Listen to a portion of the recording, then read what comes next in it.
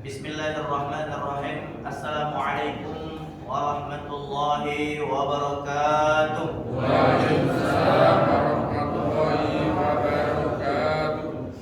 Alhamdulillah wassalatu wassalamu ala Rasulillah. Rabbi shrah li sadri wa yassir li amri wahlul 'uqdatam min lisani yafqahu qawli. Alhamdulillah, puji serta syukur marilah selalu kita panjatkan kehadirat Allah Subhanahu wa taala yang telah memberikan kita kepada kebaikan, memberikan kita berbagai macam nikmat-nikmatnya, terutama sekali nikmatul iman wal Islam yang dengan itu kita dipersaudarakan oleh Allah Subhanahu wa taala. Kemudian nikmatus sihah, nikmatul faragh, nikmat kesehatan dan juga kesempatan, sehingga pada pagi hari yang penuh dengan keberkahan ini kita kembali berkumpul di Masjid Al-Jasiyah yang insyaallah selalu mendapatkan keberkahan dan kemuliaan daripada Allah Subhanahu wa taala. Amin ya rabbal alamin. Kemudian salawat dan salam kepada junjungan kita baginda besar Nabi Muhammad sallallahu alaihi wasallam. Allahumma shalli wa sallim ala sayyidina Muhammad wa ala alihi wa ashabihi ajma'in. Para jamaah sekalian yang dimuliakan oleh Allah Subhanahu wa taala, di dalam Al-Qur'an Allah Subhanahu wa taala pernah menyebutkan dalam firman-Nya, A'udzubillahi minasyaitonir rajim. Ya ayyuhalladzina amanu taqullah. Wahai orang yang beriman, bertakwalah kamu kepada Allah Subhanahu wa taala. Wal tanzur nafsum ma qaddamat lighad. Lalu lihatlah, lalu rencanakanlah ma qaddamat lighad, apa yang akan kau lakukan esok hari. Wattaqullah, dan bertakwalah kepada Allah Subhanahu wa taala. Innallaha khabirum bima ta'malun. Sesungguhnya Allah Maha mengetahui semua apa-apa yang kalian lakukan.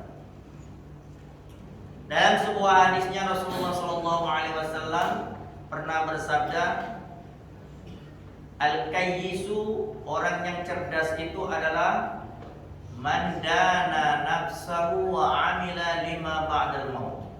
Orang yang mampu menundukkan hawa nafsunya serta wa amila lima ba'dal maut, serta dia beramal soleh, mempersiapkan dirinya dengan beramal soleh untuk menghadapi kematian. Wal ajiz, orang yang lemah adalah man ittaba'a nafsahu hawaha, orang yang selalu mengikuti hawa nafsunya. Wa tamanna 'ala Allah, dan selalu banyak angan-angan kepada Allah Subhanahu wa taala. Para jamaah sekalian yang dimuliakan oleh Allah Subhanahu wa taala, dari ayat yang tadi kita sebutkan, dari hadis yang tadi kita sebutkan, itu berkenaan dengan kita sekarang sebentar lagi habis bulan atau tahun 1444 Hijriah. Tidak terasa kita nak para mati, ngerayap, dekat-dekat mati. Bukan nambah umur itu panjang umur. Kalau kita ini salah di Indonesia ini, panjang umurnya, tidak akan panjang. Umur itu kalau kita sudah masuk sekarang, aku sudah nak masuk 44, mati aku misalnya, meninggal dunia, wallahu alam, kita buatlah misalnya 40 tahun lagi misalnya, panjang namanya, tidak kalah nak kena. Panjang betul. Berarti sudah mendekati kematian. Kalau bahasa Melayu itu lama lagi, dekat, nak mati gitu. Itu harus kita persiapkan apa yang akan kita hadapi. Maka perlu muhasabah. Muhasabah. Sekarang udah tanggal 18 Zulhijjah ya. Tidak salah hari ini. 18 Zulhijjah betul. Nah, 18 Zulhijjah. Berarti 16 ya? 19. Oh, subhanallah. 19 namanya. 10 hari lagi habis tahun 1444 Hijriah. 1 Muharram. Tidak terasa. Kalau gitu ini dah muhasabah itu nak bulan Masehi ini ya. Nak tahun 2024, nak bulan Desembernya baru ada muhasabah. Kalau kita umat Islam, muhasabah kita adalah tahun Hijriah. Jadi pada ayat yang pertama kita sebutkan, wahai orang yang bertakwa, wahai orang yang beriman, ya ayyuhalladzina amanu taqullah. Double di situ disebutkan oleh Allah, ittaqullah. Ini ittaqullah yang pertama. Wahai orang yang beriman, bertakwalah kamu kepada Allah. Biasanya kata Ibnu Katsir dalam kitab tafsirnya, tafsir Ibnu Katsir menyebutkan kalau ada gandengan dengan perintah bertakwa, itu adalah kita betul-betul harus menjauhi larangan Allah. Harus betul-betul melaksanakan perintah Allah Subhanahu wa taala. Wahai orang yang beriman. Karena tidak mungkin orang yang tidak beriman bertakwa kepada Allah, tidak mungkin. Orang yang bisa takut kepada Allah, orang yang bisa bertakwa kepada Allah itu hanyalah orang yang beriman. Maka pada ayat tadi dikatakan, ya ayyuhalladzina amanu ittaqullah. Wahai orang yang beriman, tuh lihat. Ittaqullah, bertakwalah kamu kepada Allah Subhanahu wa taala. Orang yang bertakwa kepada Allah itu apa? Di dalam Al-Qur'an di awal surah Al-Baqarah menyebutkan di antara orang yang bertakwa itu apa? Dzalikal kitabul la raiba fihi. Demikianlah kitab yang tidak ada keraguan di dalamnya. Hudal lil muttaqin. Petunjuk bagi orang yang bertakwa. Siapa itu? Alladzina yu'minuna bil ghaibi wa yuqimuna as-salata wa mimma razaqnahum yunfiqun. Yaitu orang-orang yang beriman kepada yang gaib. Itu orang yang bertakwa. Yang kedua, orang-orang yang selalu mendirikan salat. Maka kalimat itu wa yuqimuna as-salat memakai fi'lul mudhari' lil istimrar. Memakai kata kerja dalam tata bahasa Arab itu namanya kata kerja mudhari'. Kata kerja yang berkesinambungan, yang akan datang.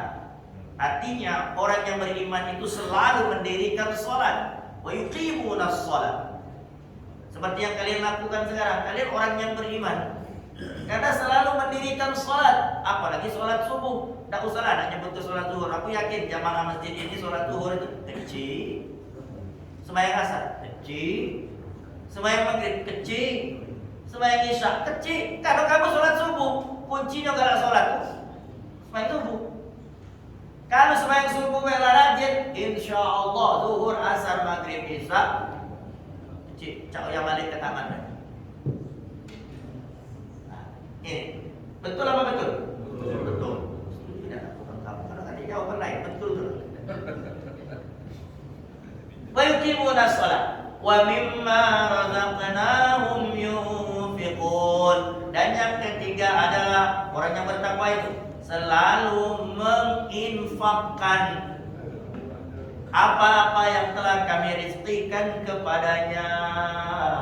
Wah, menginfakkan. Yunfiqun sama di situ dipakai fi'lul mudhari' juga. Artinya sedekah ini jangan sekali baik. Yunfiq. Kata kerja fi'lul mudhari' di situ menandakan harus istimrar, harus terus menerus. Masuk masjid itu kalau Jumat awalnya 2.000. Wih, gede lah. 2.000. Jualan bubur ayam dari banyak untungnya 2.000 sekali belum. Wih, yang banyak duit. Jadi kalau masuk masjid itu 5.000 lah seminggu sekali. Istimrar tapi terus menerus. Karena apa? Kata Rasulullah SAW di dalam hadisnya, Habul amal ilallah adwamuhu wa in qalla. Ya, beramal yang paling dicintai oleh Allah Subhanahu wa taala itu adalah amal yang dilakukan secara terus-menerus walaupun itu sedikit. Kadarnya sedikit, jumlahnya sedikit, tidak perlu banyak. Yang penting terus-menerusnya. Nah, maka di kalimat tadi kata kerja yang dipakai oleh Allah Subhanahu wa taala itu semuanya fi'lul mudhari untuk menandakan orang yang beriman itu selalu pertama tadi yu'minuna bil ghaib, beriman kepada yang gaib terus. Tahu dia, beriman dia kepada Allah Subhanahu wa taala, beriman dia kepada raqib dan atid. Gaib kalau itu kan tidak tersinggung. Beriman kepada Allah, beriman kepada raqib dan atid, dia beriman. Selalu itu. Ittaqillah haitsuma kunta wa kaifa ma kunta. Bertakwalah kamu kepada Allah dimanapun dan kapanpun kamu berada. Ittaqillah haitsuma kunta wa kaifa ma kunta. Itu tingkat tertinggi ketakwaan kita kepada Allah. Maka nanti kita akan mendapatkan al-ihsan. An-ta'budallaha, hendaknya kau beriman kepada Allah, menyembah Allah Subhanahu wa taala, ka'annaka tarah, seolah-olah kau melihat Allah Subhanahu wa taala. Fa in lam takun tarah, kalau kau tidak melihat Allah, fa innahu yara. Sesungguhnya Allah selalu melihat dirimu. Orang yang beriman, maka dia selalu istimrar beramal soleh, terus menerus beramal soleh, karena dia awali dengan selalu beriman kepada yang gaib. Itu orang yang bertakwa. Kemudian yang kedua tadi kita katakan juga memakai fi'lul mudhari, yuqimuna shalah, selalu mendirikan salat. Wa mimma razaqnahum yunfiqun, kemudian dia selalu menginfakkan hartanya di jalan Allah Subhanahu wa taala. Itu diantara ciri orang yang bertakwa. Nah, orang seperti inilah yang tadi bisa bertakwa kepada Allah, orang yang beriman kepada Allah Subhanahu wa taala. Ya ayyuhalladzina amanu taqullah, wahai orang yang beriman, bertakwalah kamu kepada Allah Subhanahu wa taala. Orang ini yang bisa bertakwa kepada Allah, orang yang beriman, selalu beriman kepada Allah. Apa seruan daripada Allah pada ayat ini? Wal tanzur nafsum ma qaddamat lighad. Lihatlah, rencanakanlah ma qaddamat lighad, apa yang akan dilakukannya esok hari ini. Harus di planning. Kalau bahasa orang sekarang nih, planning. Ada kamu planning, bukan planning. Kami tak bisa nak planning besok tu. Ukurannya kami namanya pening. Mikir ke besok tu pening, bukan planning. Planning itu direncanakan. Di manajemen kalau dalam bahasa sekarang. Apa yang akan kita lakukan besok, hari ini? Malam tadi sudah terencana. Itu cara kerjanya orang yang beriman, orang yang bertakwa kepada Allah Subhanahu wa taala. Maka mereka selalu mengawalinya dengan salatut tahajud malam. Wa minal laili fatahajjad bihi nafilatan lak asa ay yab'athaka rabbuka maqaman mahmuda. Dan dari minal lail, sebagian malam, fatahajjad bih, dia selalu tahajud nafilatan lak, menjadi sholat nafilah. Kenapa? Seseorang, kata Rasulullah SAW di dalam sabdanya menyebutkan Allah Subhanahu wa taala akan selalu cinta kepada seseorang yang selalu dekat kepada Allah dengan melakukan nawafil, melaksanakan sholat nafilah, sholat duha, sholat tahajud dan lain sebagainya. Allah akan selalu cinta kepadanya. Nah, ini maka pada ayat tadi nafilatan. Apa? Asa ayya ba'athaka rabbuka maqaman mahmuda. Niscaya kamu akan diangkat oleh Allah Subhanahu wa taala. Niscaya kamu akan diangkat derajat oleh Allah Subhanahu wa taala. Orang yang beriman itu Ya, dia selalu melaksanakan sholatul tahajud. Dia bersinar raihnya, cerah raihnya, karena Allah sudah mengangkat derajatnya. Pada malam itulah orang yang beriman mulai mikir ke apa yang nak digawi ke besok. Sudah Assalamualaikum warahmatullah, Assalamualaikum warahmatullah. Mulai duduk merenung berzikir. Sudah berzikir tu mulai. Apalagi hari ini. Nah, modelnya itu. Planning, cara memplanning orang yang beriman itu diawali setelah sholat tahajud. Hari ini aku masuk kantor jam 7 harus tepat jam 7. Hari ini di kantor aku nak ngawikan ini, tapi sorry. Mulai dia dengan penuh ketenangan. Jadi pada hari itu dia sudah tahu apa yang akan dilakukannya. Dia selalu tanzur itu melihat dengan jangkauan dan pandangan ke depan, visi misinya. Kalau bahasa sekolah tinggi dia terang, visi misinya jelas. Ustaz, banyak bodoh Ustaz. Aku jualan di pasar. Nak visi misinya bodoh Ustaz.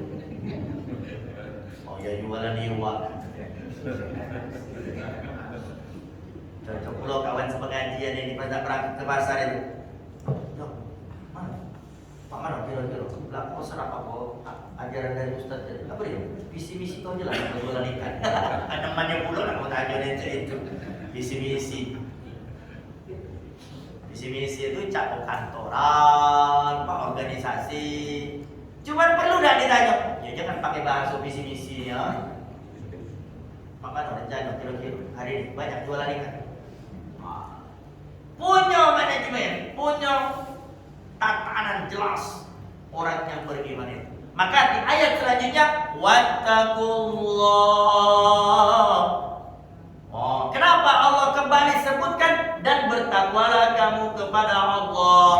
Nah, ini kunci manajemen, kunci perencanaan, kunci membuat visi dan misi itu harus selalu dinaungi rasa takwa kepada Allah Subhanahu wa taala. Rencana yang akan kita lakukan pada esok hari itu selalu berdasarkan ketakwaan kepada Allah. Kita takut kalau rencana yang kita buat itu melanggar perintah Allah Subhanahu wa taala. Kalau rencana yang kita buat itu melanggar perintah Allah, tidak usah laksanakan.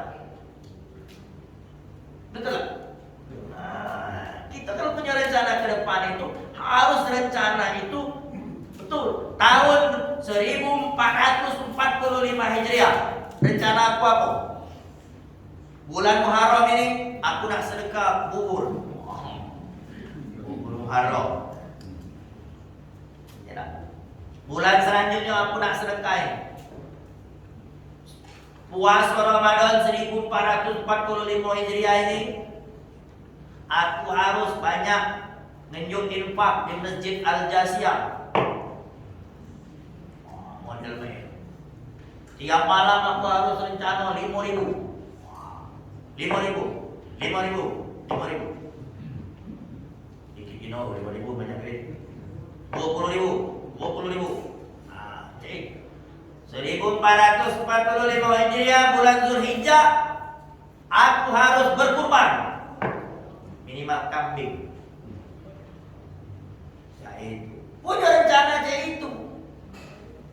Kalau nak haji dah baca, kamu dah nunggu kebenar. 1445 Hijriah aku harus naik haji.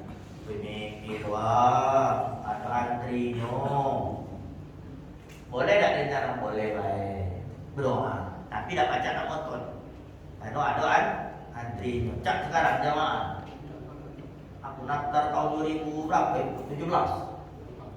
Berangkatnya ke berapa? 2033. Masya Allah. Tahun berarti umur itu sekitar 50-an ya, 53. Nanti caknya dimaju itu katanya. Kalau kamu daftar sekarang, Allah a'lam bishawab 15 tahun lagi. Tapi memang Pak subhanallah ya, haji reguler itu, aku bukan menafikan haji yang uroda ya. Haji yang mahal-mahal itu tidak usah lagi disebut. Kalau aku berangan-angan tuh haji reguler. Ngapa aku berangan-angan haji reguler? Ngeraso genian haji.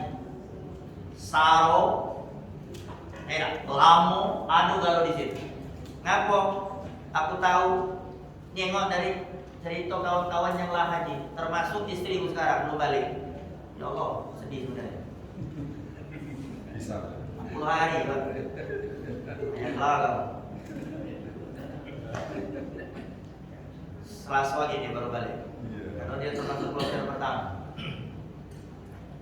Nah, lama 40 hari. Ya Allah. Cerita dia itu katanya alhamdulillah kalau 6 kali umroh. Sempat seperti itu. Kalau haji plus itu saru. Kita dinabobokkan dengan kenikmatan. Malah kayak sholatnya kadang-kadang itu lesu nak ke haram. Karena dekat nanti di haram. Nyeluncur baik dari pucuk serawat dan seluncur. Nak datang ke haram. Ini tak jauh dia tinggal. Nak naik bis nian, nak katik bis nak berjalan kaki. Masya Allah. Perjuangan. Maka di situ letak kesulitan orang yang haji reguler. Tapi itulah nikmat. Nikmat ketika naik haji. Kita doakan mereka semuanya yang sedang haji ini mendapat haji yang mabrur. Nah, kembali ke tadi. Jadi wattaqullah. Jadi perencanaan yang dinaungi, yang diliputi oleh ketakwaan kepada Allah, perencanaan ini. Makanya sini ada yang bagian perencanaan. Yang ada bagian perencanaan di pemerintahan, misalnya di kelurahan, perencanaan itu harus selalu di bawah naungan rahmat dan kasih sayang Allah Subhanahu wa taala. Jangan perencanaan itu perencanaan yang membuat kita lari dari takwa kepada Allah Subhanahu wa taala. Setuju tak? Jadi kalau kamu misalnya ada rencana besok tuh atau hari ini nak berjualan, jangan rencana hari ini. Makanya oleh caranya ini kulipat ganda kan banyak yang untuknya. Kilo-kilo. Oh iya, kilo ini tutupi bawang yang basal pak di bawah, bawang yang kering lepak di ujung. Jadi kaki pas nak timbang, subhanallah. Sering nyebus. Alhamdulillah. Jadi perencanaan itu perencanaan yang betul-betul perencanaan yang dirahmati oleh Allah, diberkahi oleh Allah Subhanahu wa taala. Maka dikatakan wattaqullah innallaha khabirum bima ta'malun. Sesungguhnya Allah Maha tahu semua yang kalian lakukan. Terpaksa nak minum dia dulu. Dari dusun jam 4.30 Becak Rosi lemak mengeput 140. Nak ngomong dengan wong Masjid Al Jasiyah, tetap kena repet ya. Jadi ceritanya malah ni lah buat alarm. Budak dibangun terus, sekali batuk, sekali nak minta banyu. Bicara kita dewek ada rumah yang lagi dekat.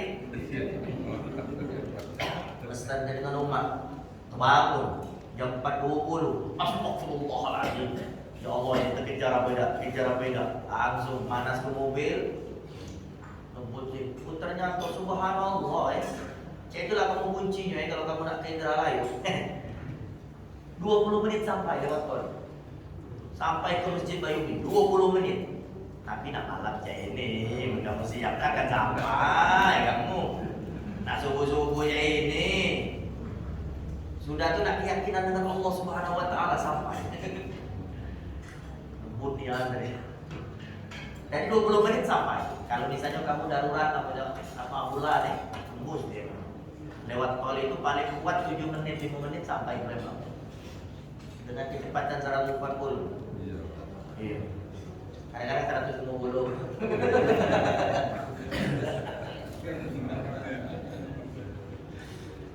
Sekali-sekali Pak, tidak tiap hari mati gitu. Ngeri. Karena tadi subuh-subuh mikir ya Allah sampai dah dia ke sini.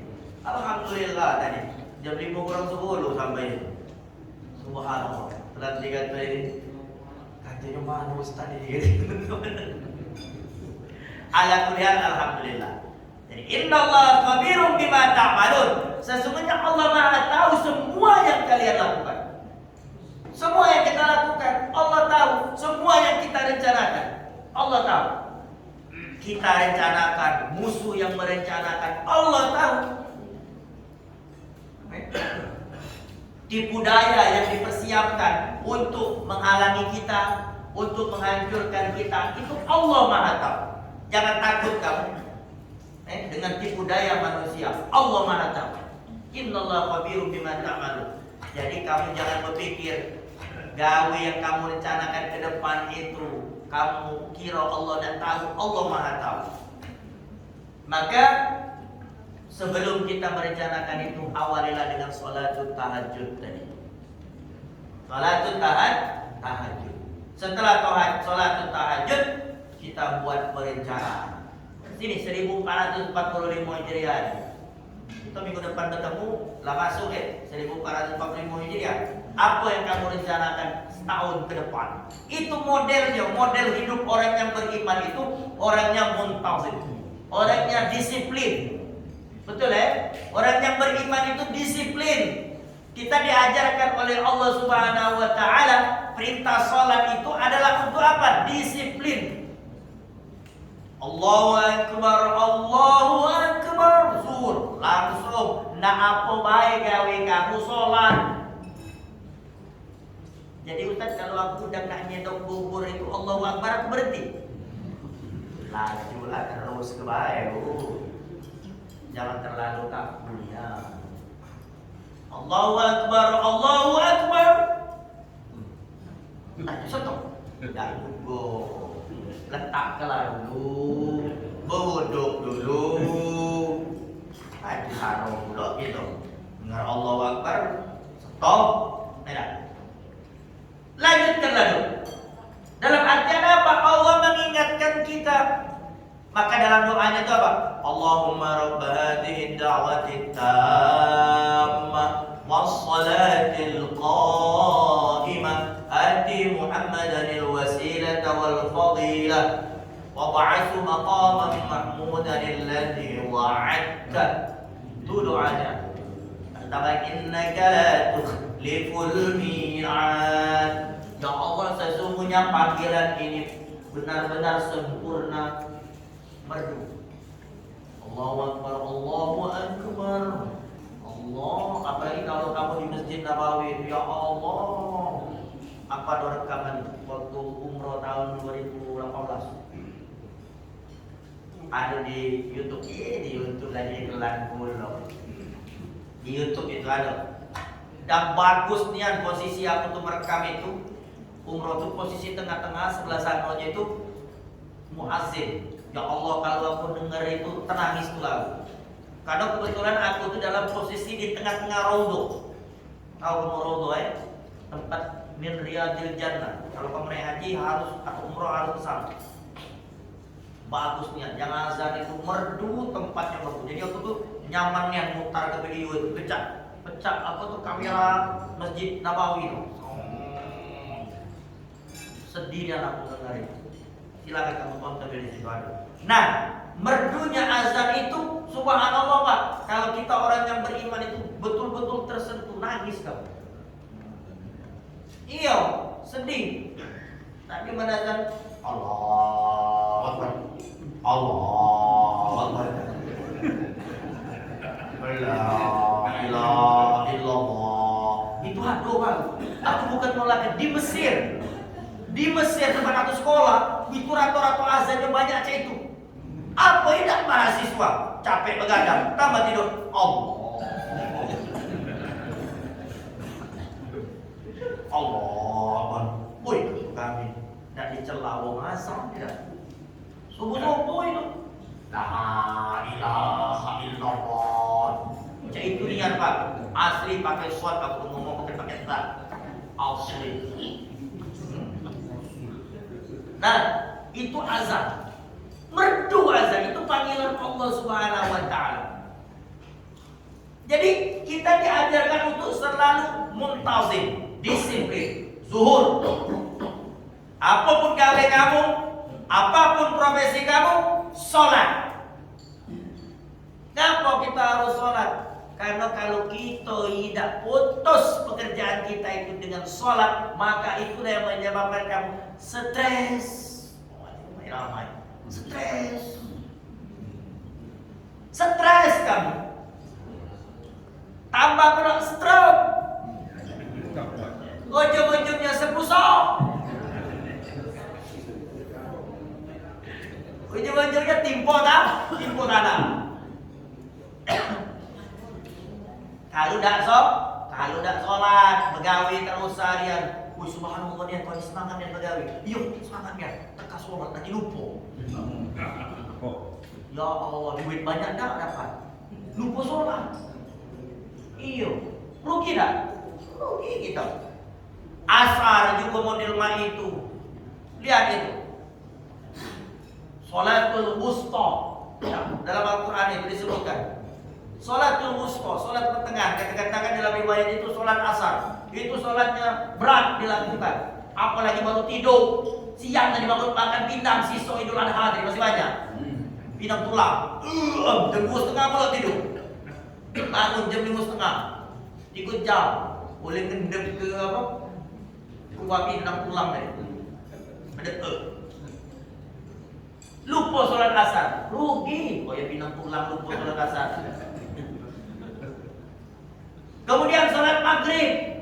Semuanya kita selalu diajarkan untuk ingat dengan Allah. Tapi subhanallah, walaupun itu banyak perintah, Allah maha bijaksana. Setelah isya panjang waktunya sampai subuh. Ngapa kita disuruh istirahat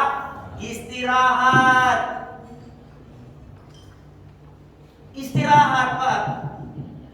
Terus orang yang beriman, yang tahu dengan kemuliaan Allah, dia udah kalah istirahat. Makanya dia ibadah lembur, sholatlah tahajud. Makanya yang beriman itu dapat pahalanya besar, karena dia kerja lembur. Tapi lembur pun Allah Subhanahu wa taala tidak maksa ke. Bukan cak kita sudah isya mulai lembur. Tidak, tidur dulu. Wajib tidur dulu walaupun kamu lembur. Ada tak manusia sekarang kamu nak lembur, nak tidur nian dulu? Jarang. Nak ditemas-temas ini nih. Kita kantuk dikit lagi begawi. Hoi, tidur. Begawi dulu. Tidur, hoi. Allah Subhanahu wa taala maha bijaksana. Dia tidak memaksa hambanya untuk selalu beribadah. Betul beribadah, tidur itu beribadah. Tapi Allah tidak memaksakan untuk sholat. Tidur dulu. Hebat, muntajib. Itu waktu kita 24 jam, Pak. Kita dinaungi selalu sholat. Untuk selalu ingat dengan Allah. Inilah orang yang beriman itu harus selalu beriringan dengan tadi perintah Allah. Bisa tak kira-kira tahun 1445 ya? Bisa tak? Bisa. Insyaallah bisa. Berarti Ustaz sisanya sebelum 1445 ini kami nak bebas. Nah. Apa mulai jalan nakal dikit itu jalan nakal dikit ya. Kata Ustaz 1445.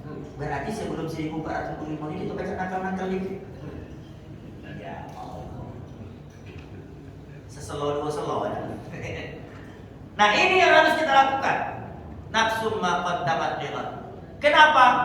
Nah, ini maka dalam hadis yang kedua tadi saya bacakan al-kayyisu, orang yang cerdas itu mandana nafsahu wa amila lima ba'dal maut, yaitu seseorang yang apa? Apakah orang yang cerdas itu profesor? Apakah orang yang cerdas itu pucuk profesor? Apakah yang cerdas itu pucuk lagi profesor?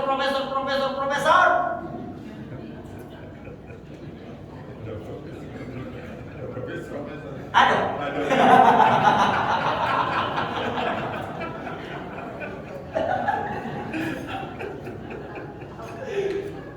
Petenget jadi pelapor. profesor, doktor, bambu panjang pejabat. Pas kuburan Mahmud binti Habib.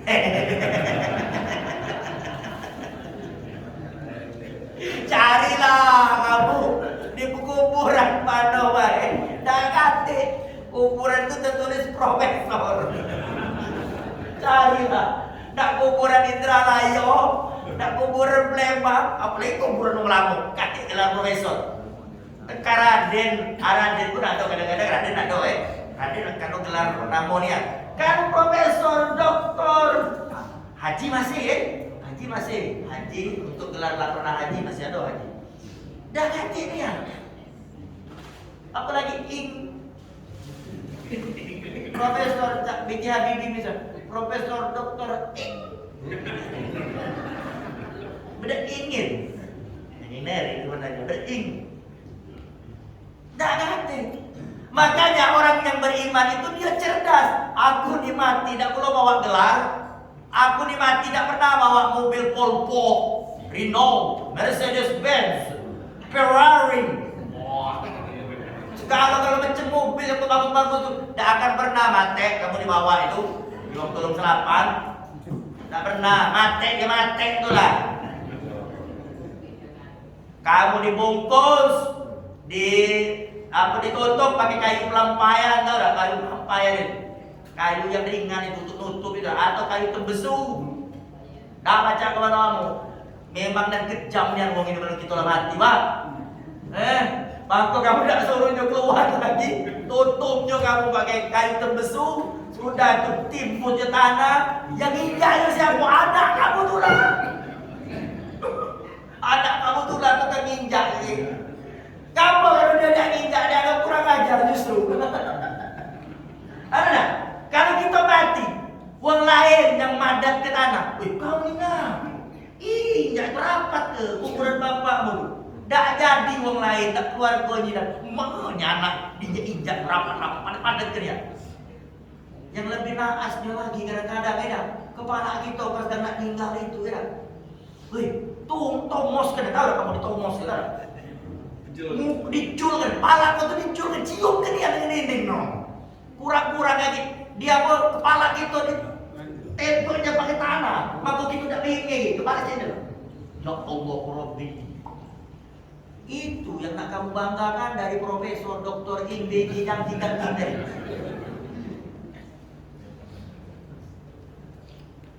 Melawati sudah. Tengoklah. Itulah yang terjadi. Maka kata Rasulullah SAW, orang yang cerdas itu orang yang tadi mandana nafsau, dia selalu menundukkan hawa nafsunya. Menundukkan hawa nafsunya. Segala keinginan dunia ini ditundukkannya. Kepengen, sekarang kamu kepengen nak makan nasi, makanlah. Tak tundukkan hawa nafsu, makan. Jangan ragu lagi. Lain pula hawa nafsunya. Ini maksud hawa nafsu itu hawa nafsu yang terlalu kita ni kan ada istilah lah pacak berjalan kaki nak kepengen sepeda ontel. Lah ada sepeda ontel pengen motor Mio. Lah ada motor Mio pengen mobil kijang. Lah ada mobil kijang terus sehingga manusia ni tak akan pernah puasnya. Dak katik dalam hadis itu diriwayatkan manusia ini tak katik nutup seluruh kepuasannya timbuk mulutnya pakai tanah. Mati. Sudah, itulah batas kemampuan kita. Maka kata Rasulullah, orang yang cerdas itulah tahu kalau dia meninggal dunia tidak akan pernah membawa itu semuanya. Lah tahu ketika dia meninggalkan dunia yang fana ini tidak akan pernah membawa kekayaan-kekayaan yang dia usahakan, dia cari 24 jam selama hidup di dunia ini. Nyari duit, nyari jabatan, segalanya dicari, dapat kalau selesai. Kalaulah diumumkan oleh pengurus masjid, Inna lillahi wa inna ilaihi raji'un, telah meninggal dunia bulan bin bulan pukul ini dan akan dikemumikan pukul itu. Habis mulai ribut anak kamu ngumpul ke mana pencairan dana pensiun. Lah mulai mikir ke mana bagi reto di Indralaya, reto di Tanjung Toh di Banyuasin mulai sibuk berkumpul nak berbagi. Takut ribut.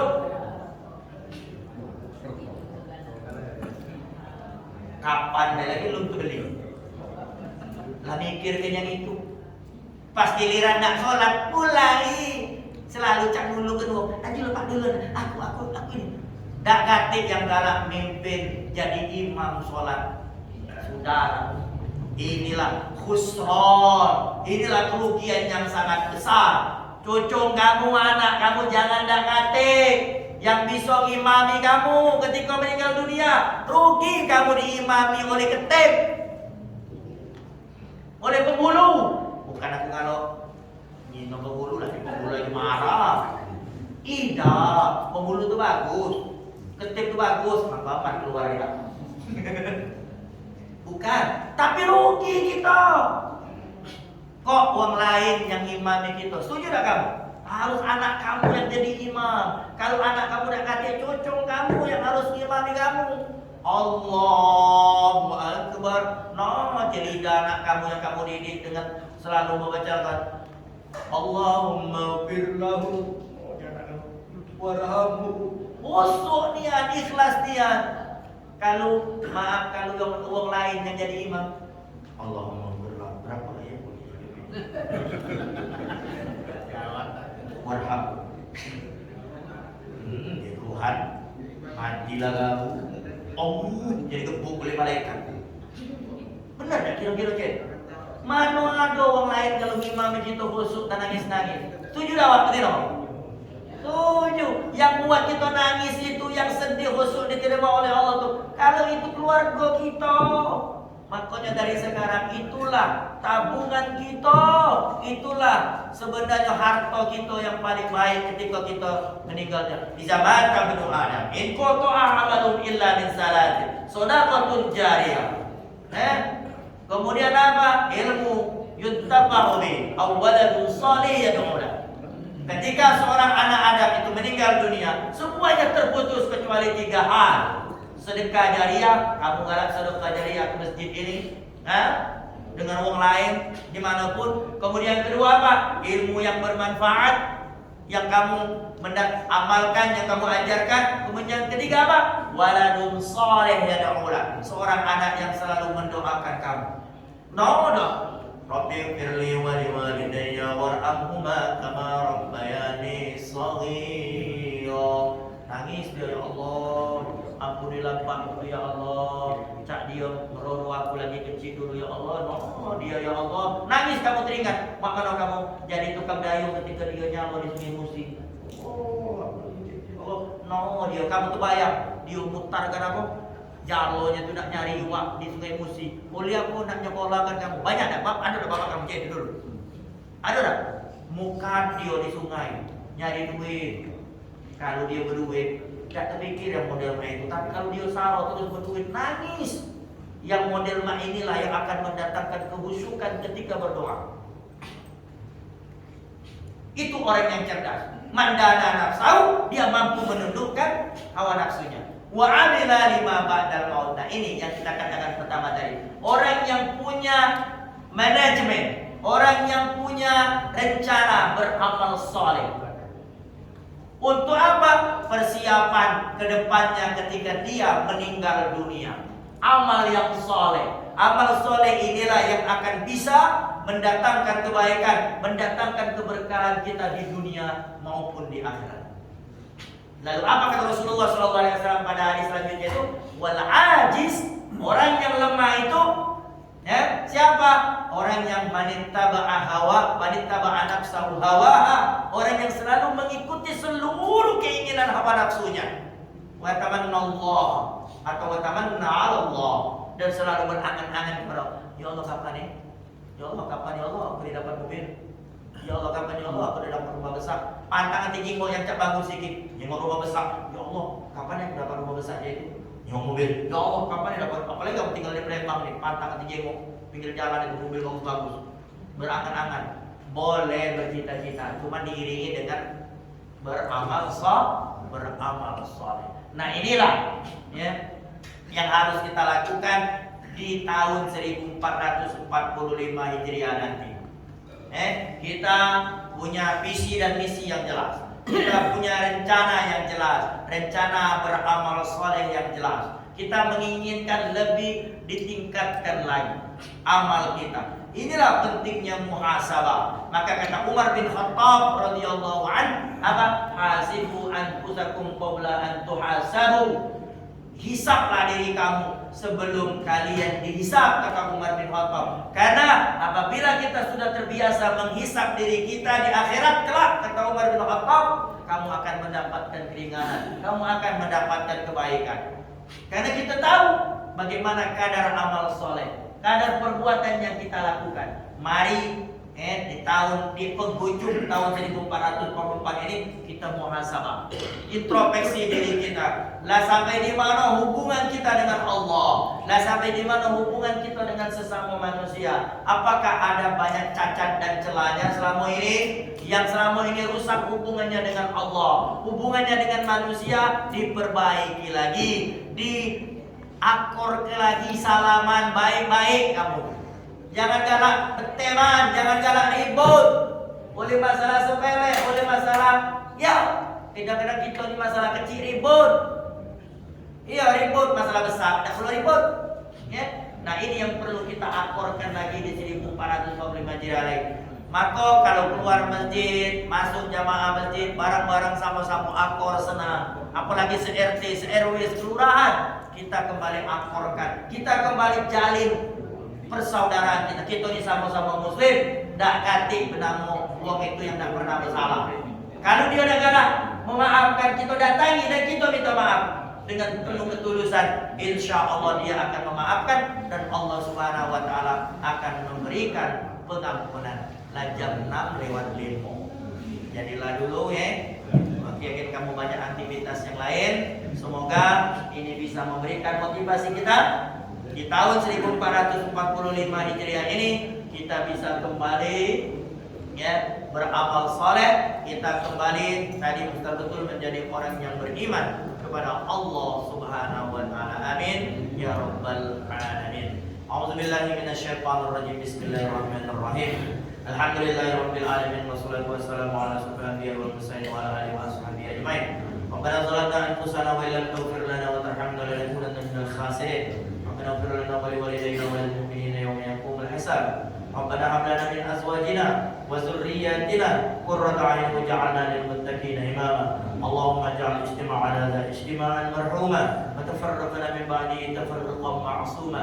اللهم انا نسالك علما نافعا ورزقا طيبا وعملا متقبلا. اللهم انفعنا بما علمتنا وعلمنا بما ينفعنا وزدنا علما. سبحانك اللهم وبحمدك نشهد ان لا اله الا انت ونستغفرك ونتوب اليك. ربنا آتنا في الدنيا حسنة وفي الآخرة حسنة وقنا عذاب النار. صلى الله على سيدنا محمد وعلى آله وصحبه أجمعين والحمد لله رب العالمين. تقبل الله منكم.